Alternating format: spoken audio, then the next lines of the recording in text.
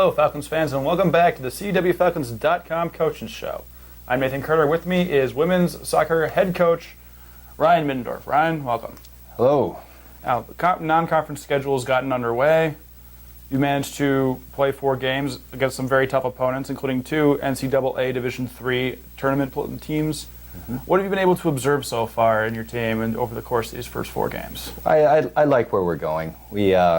We really scheduled some difficult opponents early on, and that was purposeful. We knew that we needed to grow up in a hurry. We're very young this year, and we needed to learn early where we're exposed, where we need to improve, and that sort of thing. That's become very apparent early on, and I think that's positive moving forward. Although we're in a little bit of a hole probably right now, but we'll respond. We've been working together for about a month now, and we're going to be good to go. Oh, well, this last Saturday you played against Lake Forest Illinois, one of the 2 NCAA tournament teams that you got a chance to play here. You won that game 4-3. Do you feel the team is starting to gel together in that game? Finally seeing your scoring attack? In that game, yeah, I loved the way that our team responded. We were up to 2-0 in a match and came back to I think we were even up 3-0 at one point, and they just kept coming back. Eventually it was 3-3, and Emily came down and scored just a spectacular goal. You love to see that out of a young team, to see how they respond to situations when they're down or their backs are against the wall, and they did a great job responding in that match. So I think moving forward, that's definitely something that we can build upon. Lake Forest has always been a great rivalry for us, and we've been playing them probably for the last 11 years since I've started here, and every year it's a great match. So each year we seem to learn something from that match. You mentioned youth here, and obviously you have 5 upperclassmen this year. Mm-hmm. The sophomore class is very talented with Brittany Klump, Emily Shashelchik.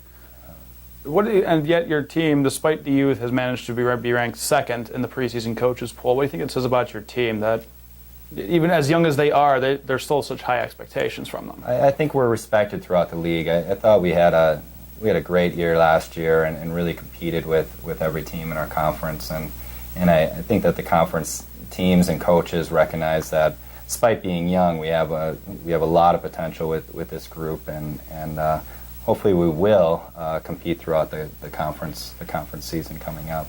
So it's always nice to be preseason ranked in the top 2, but that adds a little bit of pressure, and that's exciting. I think this team, as I'm getting to know them more, they'll thrive under that pressure. What are some of the challenges there, having so much of your talent in the underclassmen?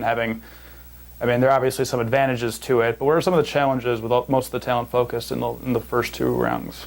There's challenges with any group you're going to coach, but the biggest challenge that I knew we were going to face this year, and we're facing it right now, is that we graduated a large group of seniors last year, and it really, for the last 3 years or so, that was where our leadership came from, and that was where our response came from when we were down or even winning a match. They were able to pull the rest of the group along. They were our voice for the last 3 years or so.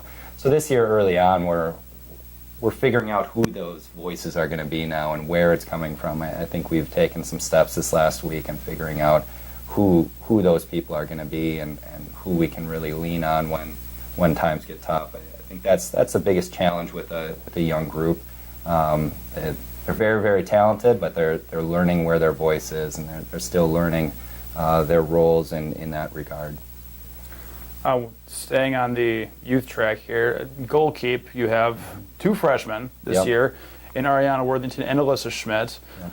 At the beginning of the season, they seemed to split the position, and now Ariana has received a little more of the lion's share of time in the net. Yep. Is that where the team is heading? Is Ariana getting the main choice, or is that just a experimentation? It's part of the process. It's going to continue to be an open competition for that position. Alyssa has been playing outstanding. Every time that she's in the match, she plays just great. So she continues to push Ari, and Ari knows it. Schmitty knows it. They're going to continue to fight for that battle. I foresee them continuing to split games here coming up, maybe those roles will reverse at some point. We'll see how it all plays out. We'd like to figure out and have a more solid base come conference season, but we'll see where it is. Both are quality keepers, and our team feels confident with whoever is in the net right now. All right, conference schedule will be coming up on September 21st, and you have been one of the more competitive teams here throughout the years, and once again ranked number 2. What are some challenges you see coming up in conference play down the line? Well, I think our conference has gotten stronger. The last 5 years especially, some of what you would call the lower end or middle level teams are now better and stronger. In years past, the first few years of the NAC, you really could identify who your top 6 teams were going to be, and they were going to battle out for who was the top 6, but you really knew who was going to be in the tournament.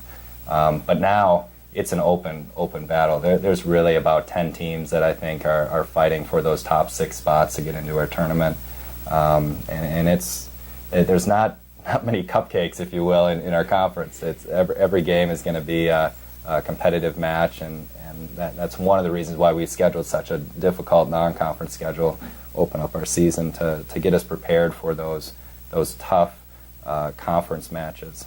So I'm looking forward to it. I know our players are looking forward to it, and it should be an exciting season once conference season rolls around. And real quick, you're playing North Park today in another non-conference matchup tonight. Please give us a quick preview of that game. It's going to be a great match. Both teams are athletic. Both teams will run at each other. Both teams play a very similar style.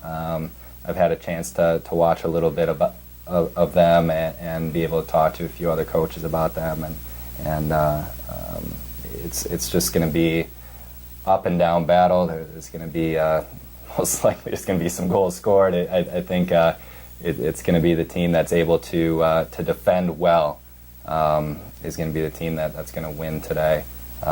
North Park is a very, very good team in that CCIW conference. Very, very difficult conference, one of the top conferences I think in the nation.